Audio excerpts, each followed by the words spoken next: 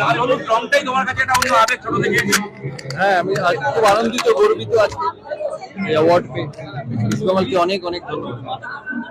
মহানায়ককে পুরস্কার তুলে দেন ইস্ট বেঙ্গল ক্লাবের, তখন সে অনুভূতিটা কিরকম লাগে আপনার? খুব ভালো লেগেছে আর কি ইস্ট বেঙ্গল ক্লাব থেকে অ্যাওয়ার্ড পেয়ে। ইস্ট বেঙ্গল ক্লাবকে ধন্যবাদ। মুম্বাইতে এসেছি এত কাজের লাল হলুদ রংটাই তোমার কাছে একটা অন্য আবেগ ছোট থেকে। হ্যাঁ, আমি আজ খুব আনন্দিত, গর্বিত আজকে এই অ্যাওয়ার্ড পেয়ে। ইস্ট বেঙ্গলকে অনেক অনেক ধন্যবাদ। আমাদের পুরো অনুষ্ঠানটা মানে কিভাবে দেখতে পাবো, কোনটা নামাও কেউ খুব ভালো অনুষ্ঠান। প্রতি বছর তারা কাউকে অ্যাওয়ার্ড দেয় বা মোহনবাগান দেয়, ইস্ট বেঙ্গল দেয়।